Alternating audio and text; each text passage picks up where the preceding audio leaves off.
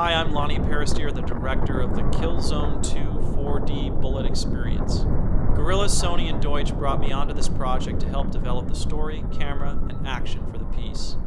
We focus on Narvel. The Helgen forces are hitting them hard, and they need to move. Narvel sees an opportunity to turn the tide and fires 5 shots, which need to connect so they can advance. We open within Narvel's eye. The Guerrilla team incorporated super high-res models and reflection maps to put us directly in the sight of the gun. As the camera pulls back, we zoom out and rack focus to the background.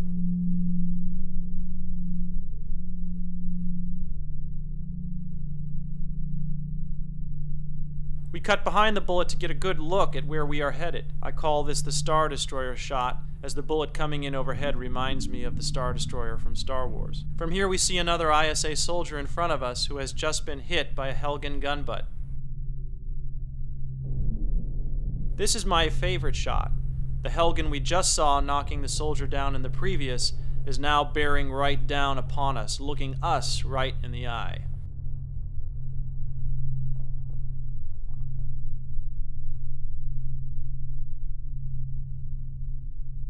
Here, as the bullet comes closer, we rack focus to the reflection where we see the distorted Helgen heavy.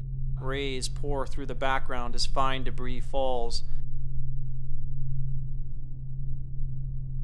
In the puddle, we find the foot of the falling XO. In the reflection, the Helgen heavy blasts away.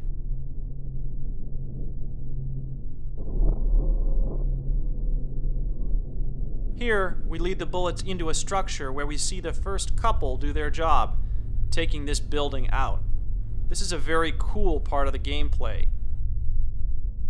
Now we follow the bullets through the columns as they crumble. I love passing through the debris and dust. In the distance, you get a first look at where we are headed. Red eyes glow in the dark.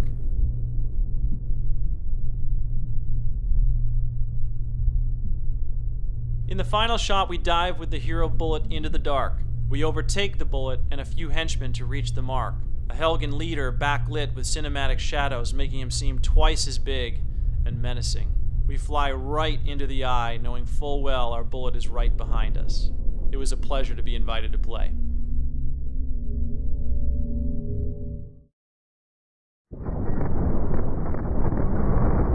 Hello everybody, my name is Bart from Beek and I am the art director of Killzone 2. Normally a large part of the memory of the PlayStation 3 is taken up by the data that we need to run the gameplay, such as all the different weapons and their animations. For this movie we didn't need that data, so a lot of that memory became available. Extra memory means extra detail, so let me show you a couple of things that we added especially for this commercial. One example is the shooter's eye, which we oppressed a lot because you can get so close to it.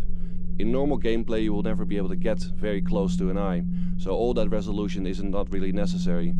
But for this shot we increased the resolution of the eye so that it uses the same amount of texture space as the entire character. Now another thing we detailed out is the bullet itself. Normally you would never be able to see the bullet flying, but in this movie it's really the focal point. The bullet you see here has about the same amount of polygon detail as the entire gun it came from. We made this movie after Killzone 2 was already done, and many of our artists were already researching new techniques that we didn't use in Killzone 2.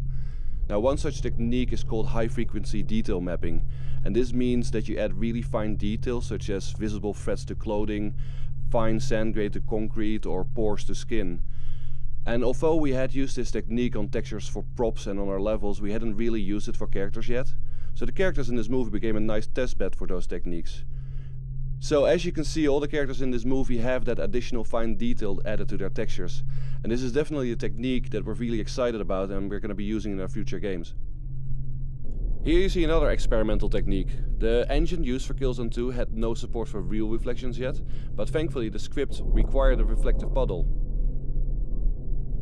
All the explosions we use in the game are made to look best when they're played in real time.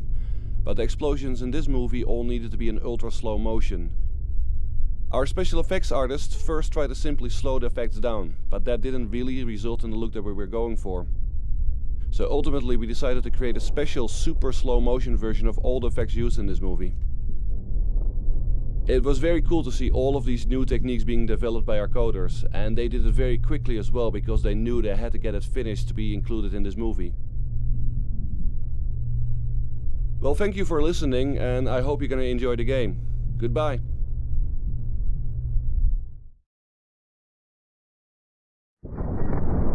Hello, my name is Paulus Bannink and I'm the lead technical artist at Guerrilla Games.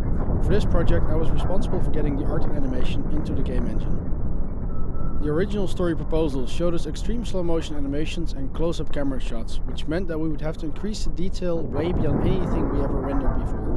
We started by stressing the engine to its limits, by setting everything up in its maximum resolution. For some shots this would put the total polygon count to over 100 million. The next step was to optimize the content so it would run at 30 frames per second or faster. First we start by removing everything that will not be seen by the viewer, such as models, lights and effects. After this step we go into more detail by looking at the textures and shaders. The trick is to remove enough to increase the performance of the engine, but leave in the important details. It is these details that make Killzone 2 stand out. For lights, we are able to control the exact size of the light. With this we limit the amount of polygons that need complex lighting calculations.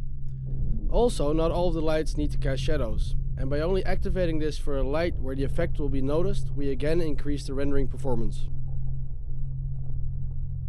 Good water reflections have always been a rare thing in games.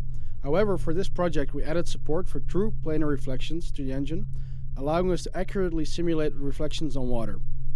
This technique was used for the cinematic version of this project.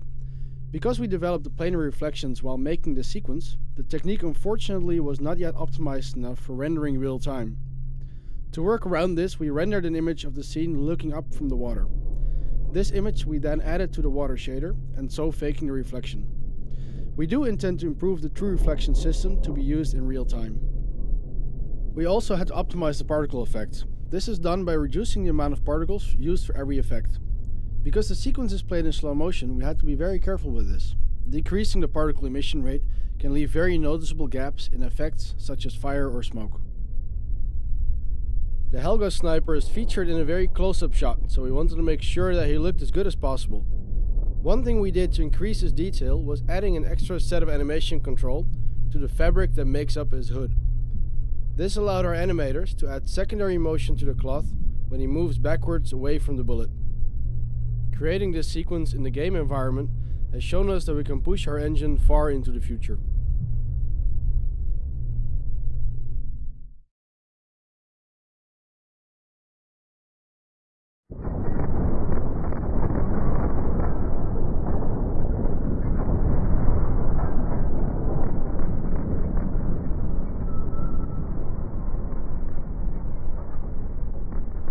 Hi, my name is Jeroen Krebbers. I'm a senior programmer on the tech team at Guerrilla, and I'd like to talk you through some of the technological challenges the commercial presented to us. Since the commercial is played back in slow motion, this meant we had to tweak some of our special effects to compensate, most notably motion blur, which we had to scale up a notch. The debug views give some insights into the various components generated and stages used by our deferred rendering engine. Pressing the up button will display the normals. These are per pixel orientations which are used primarily for lighting. Pressing the up button again will display per pixel shininess of the material used to scale the reflective and specular properties of a pixel. The next view is a view without post-processing like color filtering, depth of field, bloom and particles. The lighting view will display only the results of diffuse and specular lighting and shadows, which as you can see is an important part of the Killzone 2's look.